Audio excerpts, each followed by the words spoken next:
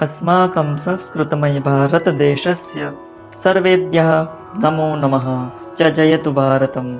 अत्र आदर्शचरित्र सम्प्रतिवार्तालापविषये भवतां सर्वेषां हार्दं स्वागतम्।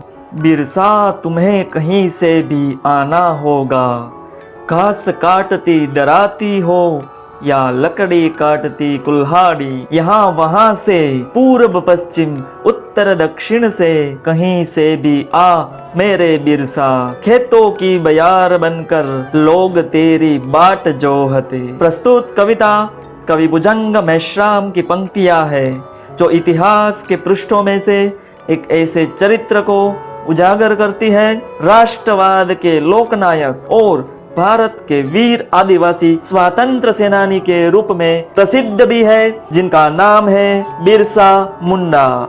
जी हाँ, ये वो शख्सियत है जिन्होंने महान काम कर दिखाया। ये बिरसा मुंडा का जन्म 15 नवंबर 1875 को वर्तमान झारखंड राज्य के रांची जिले में उलीहतु गांव में हुआ था। मुंडा रीति रिवाज के अनुसार उनका नाम बृहस्पतिवार के हिसाब से बिरसा रखा गया था। बिरसा के पिता का नाम सुगना मुंडा और माता का नाम कर्मी हातू था। उनका परिवार रोजगार की तलाश में उनके जन्म के बाद उलीहतु से कुरुमब्दा आकर बस गया, जहां वो खेतों में काम करके अपना जीवन चलाते थे। उसके बाद फिर काम की तलाश में उनका परिवार बम्बा चला गया। बिरसा मुंडा का परिवार घुमक्कड़ जीवन व्यतीत करता था। बिरसा बचपन से अपने दोस्तों के साथ रेत में खेलते रहते थे और थोड़ा बड़ा होने पर उन्हें जंगल में भेड़ चराने जाना पड़ता था। जंगल में भेड़ चराते वक्त समय व्यतीत करने के लिए बांसुरी बजाया करते थे और कुछ दिनों बांसुरी बजाने में उस्ताद भी हो गए थे। उन्होंने कद्दू से एक एक तार वाला वादक यंत्र तुईला बनाया था, जिसे भी वो बजाया करते थे। बिरसा का बचपन अपने घर में, ननिहाल में और मौसी की ससुराल में बकरियों को चराते हुए बीता। उस समय भारत में अंग्रेजी शासन था। आदिवासियों को अपने इलाकों में किसी भी प्रकार का दखल मंजूर नहीं था। कारण यही रहा है कि आदिवासी इलाके हमेशा स्वतंत्र रहे हैं। अंग्रेज भी शुरू में वहां जा नहीं पाए थे, लेकिन तमाम षड्यंत्रों के बाद वे आखिर घुसपैठ करने में कामयाब हो गए। बिरसा मुंडा पढ़ाई में बहुत होशियार थे, इसीलिए सलगा गांव में प्रारंभिक पढ़ाई के बाद लोगों ने उनके पिता से उनका दाखिला चाईबासा के जर्मन मिशन स्कूल में कराने को कहा। बिरसा मुंडा को उनके पिता ने मिशनरी स्कूल में भर्ती किया था, जहां उन्हें ईसाईयत का पाठ पढ़ाया जाता था। पर ईसाई स्कूल में प्रवेश लेने के लिए ईसाई धर्म अपनाना जरूरी हुआ करता था, तो बिरसा का नाम परिवर्तन कर बिरसा डेविड रख दिया गया। कहानी में कहा जाता है कि बिरसा ने कुछ ही दिनों में स्कूल से नाता तोड़ लिया, क्योंकि बिरसा के मन में बचपन से ही साहूकारों के साथ साथ ब्रिटिश सरकार के अत्याचारों के खिलाफ विद्रोह की भावना पनप रही थी। इसके बाद बिरसा ने जबरन धर्म परिवर्तन के खिलाफ लोगों को जागरूक किया तथा आदिवासियों की परंपराओं को जीवित रखने के कई प्रयास किए। सन 1890 के आसपास बिरसा वैष्णव धर्म की ओर मुड़ गए। बिरसा के जीवन में एक नया मोड़ आया। उनका स्वामी आनंद पांडे से संपर्क हो गया और उन्हें हिंदू धर्म तथा महाभारत के पात्रों का परिचय मिला। बिरसा का मन हमेशा अपने समाज की ब्रिटिश शासकों द्वारा की गई बुरी दशा पर सदैव सोचता रहता था। उन्होंने मुंडा लोगों को अंग्रेजों से मुक्ति पाने के लिए अपना नेतृत्व प्रदान किया। सन 1894 में मानसून के छोटा नागपुर में फसल न होने के कारण भयंकर अकाल और महामारी फैली हुई थी। बिरसा ने पूरे मनोयोग व समर्पण से अपने लोगों की सेवा की। जो आदिवासी किसी महामारी को दैवीय प्रकोप मानते थे, उनको वे महामारी से बचने के उपाय समझाते थे। मुंडा आदिवासी लोगों हैजा अर्थात कोलरा, चेचक अर्थात शीतला, चिकन पॉक्स और सांप को काटने तथा बाघ के खाए जाने को, ये सभी बातों को मुंडा लोग ईश्वर की मर्जी मानते थे। बिरसा उन्हें सिखाते थे कि चेचक हैजा से कैसे लड़ा जा सकता है। उन्होंने लोगों को अंधविश्वास से बाहर निकालकर बीमारियों का इलाज करने के प्रति जागरूक किया। इस अलौकिक कार्य से बिरसा मुंडा की सब जगह प्रसिद्धि फैल गई। उनके प्रभाव की वृद्धि के बाद पूरे इलाके के मुंडाओं में संगठित होने की चेतना भी जागी। जन सामान्य का बिरसा में काफी दृढ़ विश्वास हो चुका था। इससे बिरसा को अपने प्रभाव में वृद्धि करने में मदद मिली। लोग उनकी बातें सुनने के लिए बड़ी संख्या में एकत्र भी होने लगे। बिरसा ने पुराने अंधविश्वासों का खंडन किया, जिन्होंने सबसे अधिक बल अपनी संस्कृति एवं संस्कारों पर दिया। वे समानता एवं नैतिक आचरण के हिमायती भी थे। लोगों को हिंसा और मादक पदार्थों से दूर करने की सलाह दी। उनकी बातों का प्रभाव यहाँ तक पड़ा कि ईसाई धर्म स्वीकारने वालों की संख्या भी तेजी से घटने लगी और जो मुंडा ईसाई बन गए थे वे सभी अपने पुराने धर्म में लौटने लगे। बिरसा मुंडा ने अपने आदिवासी लोगों को हिंदू धर्म के सिद्धांतों को समझाया। उन्होंने गाय की पूजा करने और गौ हत्या का विरोध करने की लोगों को सलाह दी। अब उन्होंने अंग्रेज सरकार के खिलाफ नारा दिया, रानी का शासन खत्म करो और हमारा साम्राज्य स्थापित करो। उनके इस नारे को आज भी भारत के आदिवासी इलाकों में याद किया जाता है। अंग्रेजों ने आदिवासी कृषि प्रणाली में बदलाव किए, जिससे आदिवासियों को काफी नुकसान होता था। ये कहानी है उस समय की जब आदिवासियों का संघर्ष 18वीं शताब्दी से चला आ रहा है। सन 1766 के पहाड़िया विद्रोह से लेकर 1857 के बाद भी आदिवासी संघर्षरत रहे। सन 1895 से 1900 तक बिरसा मुंडा का महाविद्रोह उल गुलान चला। आदिवासियों को लगातार जल, जंगल, जमीन और उनके प्राकृतिक संसाधनों से बेदखल किया जाता रहा और वे इसके खिलाफ आवाज उठाते रहे। बिरसा मुंडा ने किसानों का शोषण करने वाले जमींदारों के विरुद्ध संघर्ष की प्रेरणा भी लोगों को दी। धीरे धीरे बिरसा का ध्यान मुंडा समुदाय की गरीबी की ओर गया। आज की तरह ही आदिवासियों का जीवन तब भी अभावों से भरा हुआ था। न खाने को भात था और न पहनने को कपड़े। एक तरफ गरीबी थी और दूसरी तरफ इंडियन फॉरेस्ट एक्ट 1882 के तहत उनके जंगल छीन लिए गए थे। जो जंगल के दावेदार थे वही जंगलों से बेदखल कर दिए गए थे। यह देख बिरसा ने हथियार उठा लिए। उल गुलान शुरू हो गया था। 1 अक्टूबर सन 1894 को नौजवान नेता के रूप में सभी मुंडाओं को एकत्र कर बिरसा मुंडा ने अंग्रेजों से लगान माफी के लिए आंदोलन किया।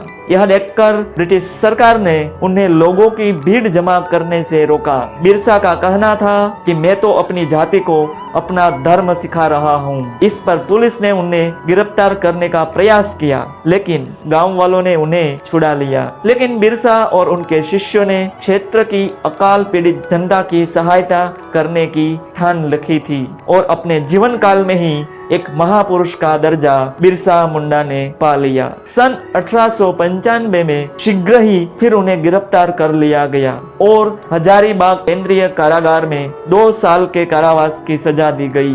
बाद में उन्हें इस चेतावनी के साथ छोड़ा गया कि वे कोई भी प्रचार आइंदा नहीं करेंगे। परंतु बिरसा तो बिरसा थे, वो तो कहाँ मानने वाले थे। छूटने के बाद उन्होंने अपने अनुयायियों को 2 दल बनाए। एक दल मुंडा धर्म का प्रचार करने लगा और दूसरा राजनीतिक कार्य करने लगा। नए युवक भी भर्ती किए गए।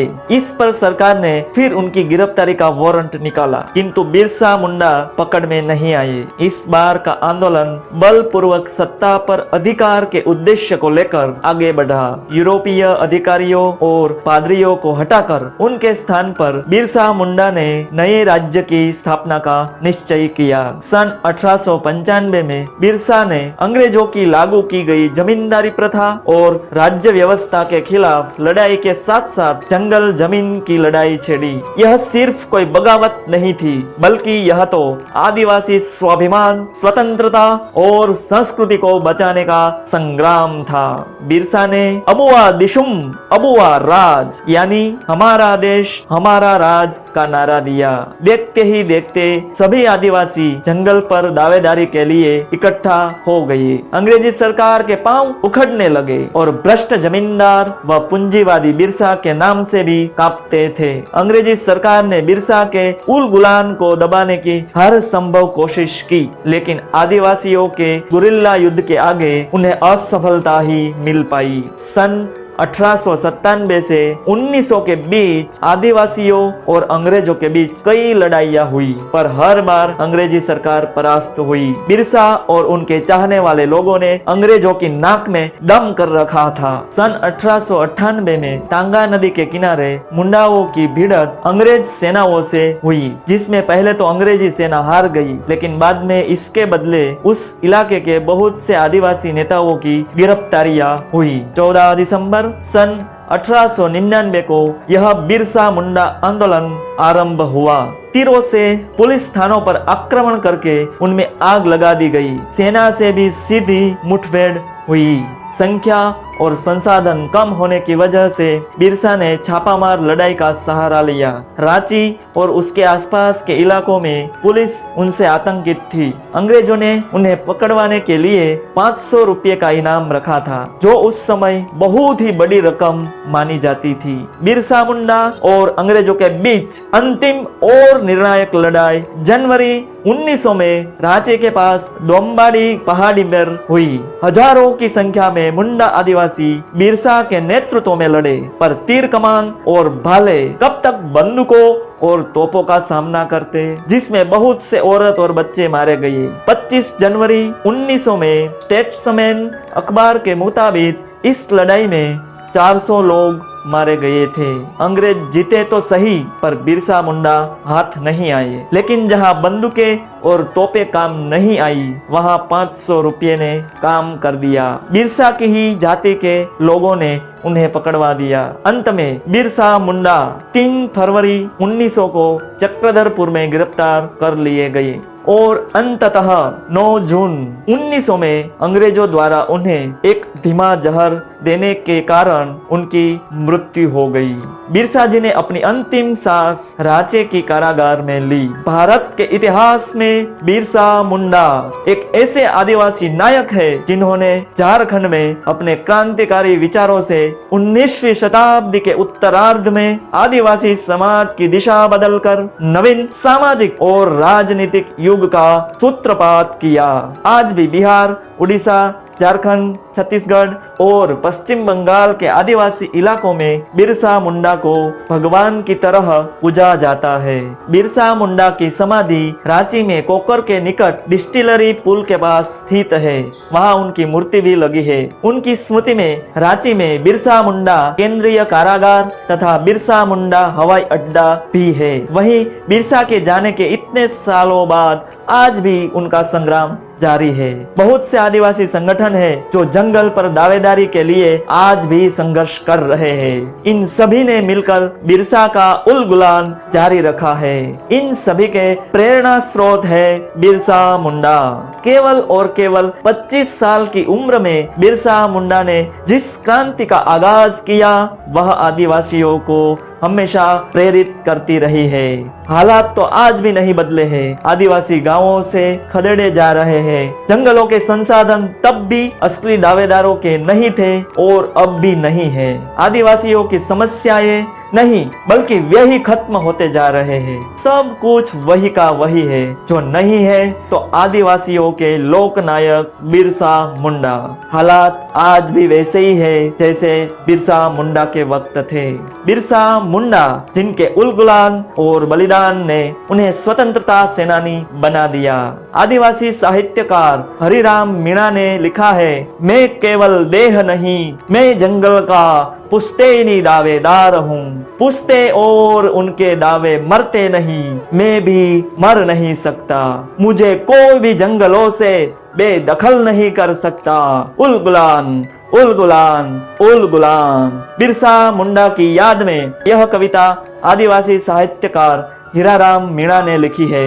लेकिन लोकगीतों और जातीय साहित्यों में बिरसा मुंडा आज भी जीवित है। आजादी के बाद हमने बिरसा मुंडा की शहादत को तो याद रखा, लेकिन हम उनके जीवन मूल्यों से दूर होते गए।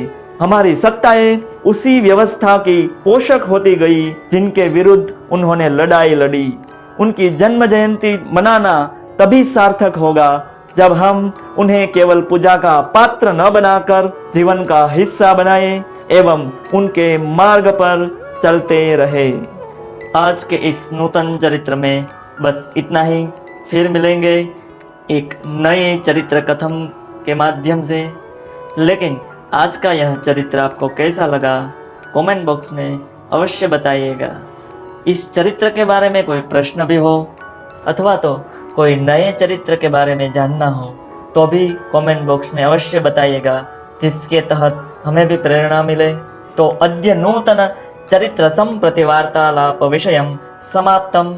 जय हिंद, वंदे मातरम, जयतु भारतम, नमो नमः।